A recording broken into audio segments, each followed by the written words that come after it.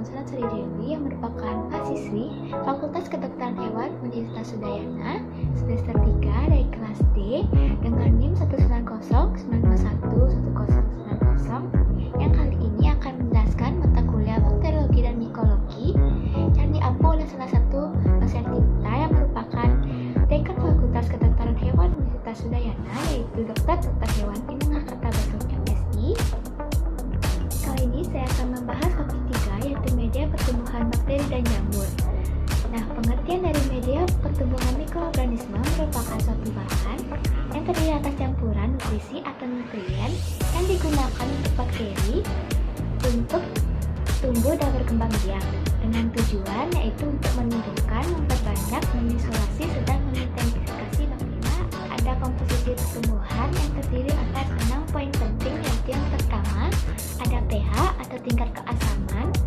Yang pH itu sendiri terdiri dari 4,6 sampai 7 yang merupakan kondisi optimum untuk pertumbuhan bakteri. Yang sebaliknya pada kapang dan kamir pH-nya cenderung lebih rendah. Yang kedua ada suhu yang berdasarkan pada kisaran suhu pertumbuhannya. Mikroba terdiri dari 3 kelompok, yaitu pada yang pertama ada pesiklofil yang merupakan mikroba yang mempunyai suhu pertumbuhan pada suhu 0 sampai 20 derajat Celcius. Yang kedua ada mesofil yang merupakan mikroba yang mempunyai kisaran suhu pertumbuhan dari 20 sampai 45 derajat Celcius. Yang ketiga yaitu termofil, yaitu mikroba yang suhu pertumbuhannya di atas dari 45 derajat. Ketiga ada nutrien, yaitu mikroba juga memerlukan nutrien sebagai suplai nutrisi dan sebagai sumber energi dan pertumbuhan selnya. Sumber nutrisi tersebut terdiri atas karbon, nitrogen, hidrogen, oksigen, sulfur, fosfor, zat besi, dan sejumlah logam lainnya. Yang keempat ada oksigen yang berdasarkan atas kebutuhan akan oksigennya. Bakteri dikelompokkan menjadi 4, yaitu aerob yang merupakan bakteri yang membutuhkan oksigen sebagai pertumbuhannya. Yang kedua ada anaerob yang merupakan mikroba yang tidak membutuhkan oksigen dalam pertumbuhannya. Yang ketiga ada anaerob fakultatif yang merupakan mikroba yang dapat tumbuh dengan atau tanpa adanya oksigen. Yang terakhir yaitu mikroaerofil yang merupakan mikroba yang membutuhkan oksigen pada konsentrasi yang lebih rendah daripada konsentrasi udara yang ada di luar. Yang kelima ada tekanan osmosis, yang jika tekanan osmosis di lingkungan lebih besar atau hipertonis, maka sel akan mengalami plasmolisis, dan sebaliknya jika tekanan osmosis di lingkungan hipotonis, maka akan menyebabkan sel membekak dan rusak. Yang keenam ada sterilitas, yaitu media harus dalam keadaan steril. Selanjutnya ada macam-macam media. Yang A berdasarkan bentuknya ada media cair yang merupakan media yang tidak ditambahi bahan pemadat yang umumnya digunakan dalam pertumbuhan mikroalga yang dapat dilihat pada gambar nomor A, itu broad tube. Yang kedua ada media semi padat atau semi cair yang merupakan media yang mengandung agar kurang dari yang seharusnya, kurang lebih 0,3 sampai 0,4%, sehingga media menjadi kenyal, tidak padat, dan tidak begitu cair.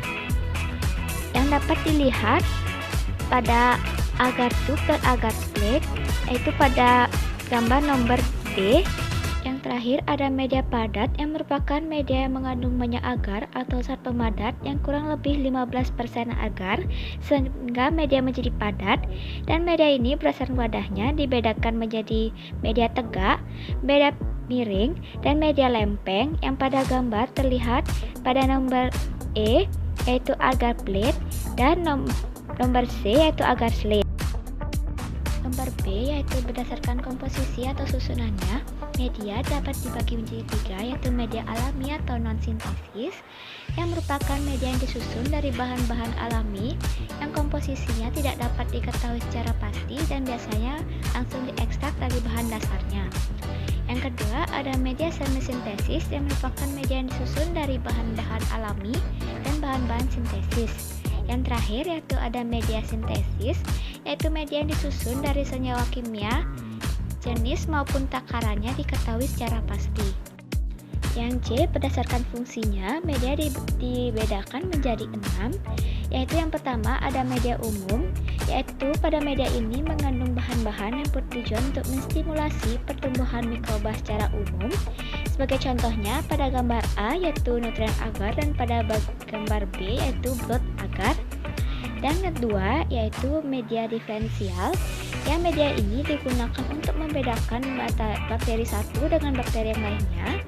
Media ini mengandung suatu bahan yang digunakan untuk membedakan mikroba, dan mikroba tersebut akan tumbuh dengan ciri khusus sehingga dapat dibedakan. Sebagai contohnya yaitu media triple sugar iron agar yang dapat dilihat di atas. Yang ketiga itu ada media selektif, yang merupakan media yang memungkinkan suatu jenis mikroba tumbuh dengan pesat sementara jenis mikroba yang lainnya terhambat. Sebagai contohnya yaitu ada pada gambar A media thiosulfat citrat pill salt, dan pada media B yaitu media salmonella shigella agar.